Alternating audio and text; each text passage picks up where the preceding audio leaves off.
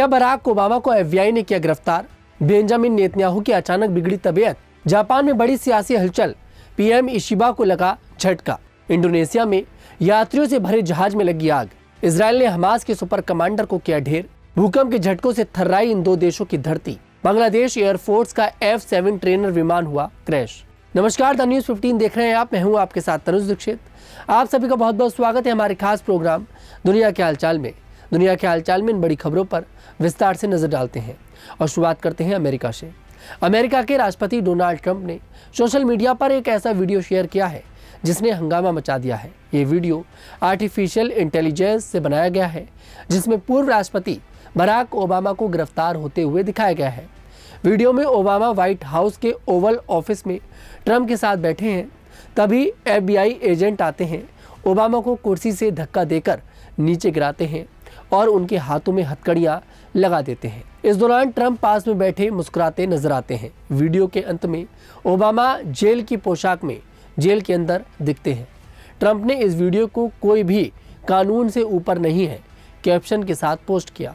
इस वीडियो को लेकर सोशल मीडिया पर तरह तरह की प्रतिक्रियाएं आ रही हैं। कुछ लोग इसे भड़काऊ बता रहे हैं तो कुछ का कहना है कि वीडियो एप्स्टीन फाइल से ध्यान हटाने की कोशिश है।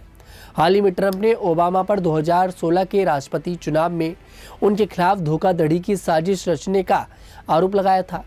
उन्होंने दावा किया था कि ओबामा और उनके प्रशासन ने मिलकर यह साबित करने की कोशिश की थी कि ट्रंप की 2016 की जीत रूस की मदद से हुई थी।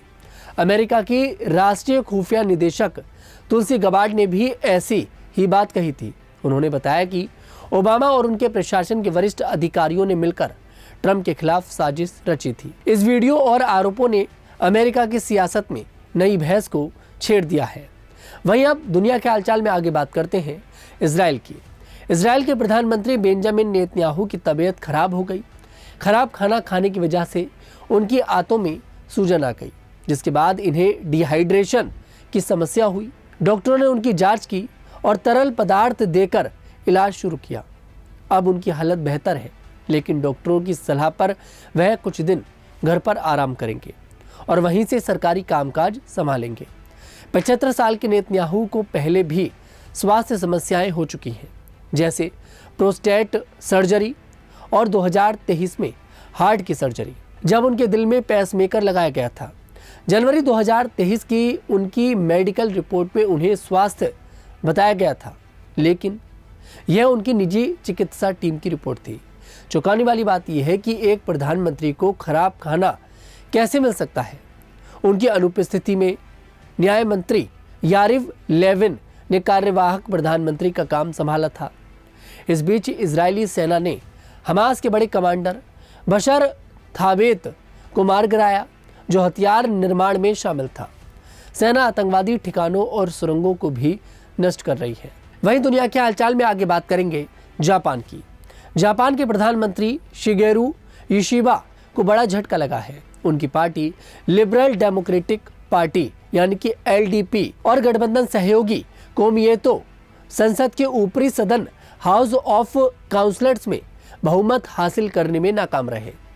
इस सदन की 248 सीटों में से 124 के लिए रविवार को चुनाव हुआ था। गठबंधन को बहुमत के लिए 50 और सीटें जीतनी थी, लेकिन वे केवल 47 सीटें ही जीत सके। एक सीट का नतीजा अभी बाकी है। ये हार इशिबा के लिए दूसरा बड़ा झटका है, क्योंकि उनकी पार्टी पहले निचले सदन के चुनाव में भी हार चुकी थी। अब गठबंधन दोनों सदनों में अल्पमत हो चुका है। 1955 में पार्टी बनाने के बाद यह पहली बार है जब LDP ने दोनों सदनों में बहुमत खोया है। इस हार ने जापान में राजनीतिक अस्थिरता बढ़ा दी है। फिर भी इशिबा ने आर्थिक समस्याओं से निपटने के लिए पद पर बने रहने का फैसला किया है। ऊपरी सदन में बहुमत न होने के बावजूद उनकी सरकार पर तत्काल खतरा नहीं है, क्योंकि यह सदन अविश्वास प्रस्ताव नहीं ला सकता। वहीं दुनिया के हालचाल में आगे बात करेंगे इंडोनेशिया की।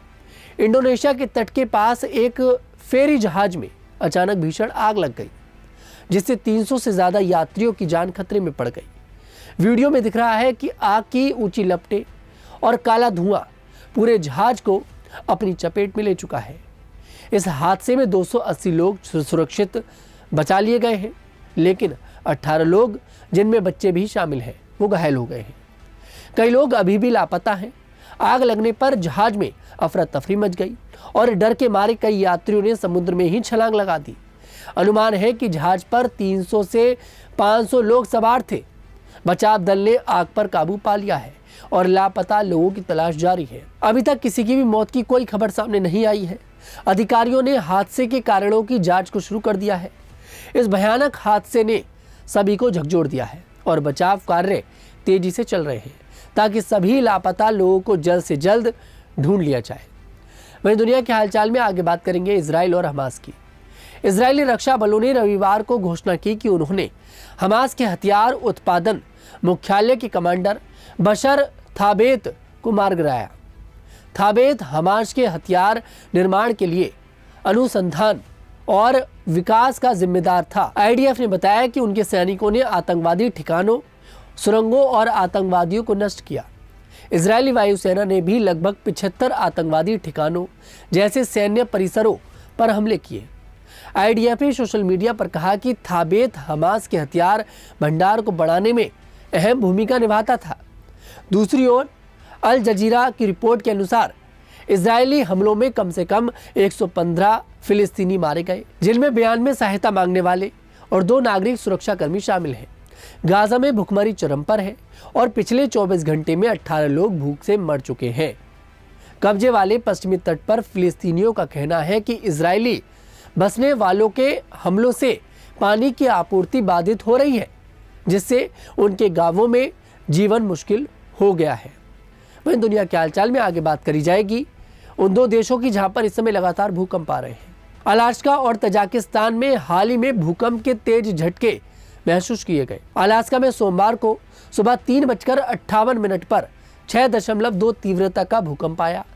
राष्ट्रीय भूकंप विज्ञान केंद्र यानी कि NCS के अनुसार इसकी गहराई 48 किलोमीटर थी और केंद्र अलास्का प्रायद्वीप में था। इससे पहले 17 जुलाई को भी अलास्का में 7.3 तीव्रता का भूकंप आया था, जिसकी गहराई 36 किलोमीटर थी। इस भूकंप के बाद तटीय इलाकों में सुनामी की चेतावनी जारी की गई थी। वहीं तजाकिस्तान में भी सोमवार को सुबह 4:43 पर 4.6 तीव्रता का भूकंप दर्ज किया गया। इसकी गहराई 23 किलोमीटर थी और इसका केंद्र तजाकिस्तान में था। इससे पहले 20 जुलाई को 4.0 तीव्रता और 18 जुलाई को 3.8 तीव्रता का भूकंप आया था। 12 जुलाई को भी 2 भूकंप आए थे, 4.8 और 4.2 तीव्रता का महसूस ही करे गए थे भूकंप के झटके। वहीं आपको बता दें, इन भूकंपों से अभी तक किसी भी तरह के बड़े नुकसान की कोई खबर नहीं है, लेकिन आफ्टर शॉक की संभावना बनी हुई है। वहीं दुनिया के हालचाल में आगे बात करेंगे बांग्लादेश की। बांग्लादेश वायुसेना का एक F-7 ट्रेनर विमान आज दोपहर करीब 1:30 बजे राजधानी ढाका के उत्तरा क्षेत्र में दियाबारी इलाके में दुर्घटनाग्रस्त हो गया। बताया जा रहा है कि यह एयरक्राफ्ट माइलस्टोन कॉलेज के उत्तर कैंपस के पास जाकर गिर गया, जिससे स्कूल और आसपास के इलाकों में अफरा तफरी मच गई। इस हादसे के कई वीडियो सोशल मीडिया पर वायरल हो रहे हैं, जिनमें स्कूली छात्र अपनी जान के लिए इधर उधर दौड़ते हुए नजर आ रहे हैं। हजरत शाहजलाल इंटरनेशनल एयरपोर्ट के एक वरिष्ठ अधिकारी ने इस घटना की पुष्टि की, लेकिन दुर्घटना के कारण या हताहतों के बारे में तत्काल जानकारी नहीं दी। प्राप्त जानकारी के अनुसार F-7 एक चाइनीज विमान है। AP की रिपोर्ट के मुताबिक सेना और अग्निशमन अधिकारी ने बताया कि बांग्लादेश वायुसेना का ट्रेनर विमान ढाका के उत्तरा क्षेत्र में एक स्कूल परिसर में दुर्घटनाग्रस्त हो गया, जिसमें कम से कम एक व्यक्ति की मौत भी बताई जा रही है और कुछ लोग घायल भी बताए जा रहे हैं। आज के दुनिया के हालचाल में इतना ही। मैं तनुज दीक्षित फिर आपसे मुलाकात करूंगा। तब तक के लिए हमारे साथ देखते रहिए न्यूज़ 15।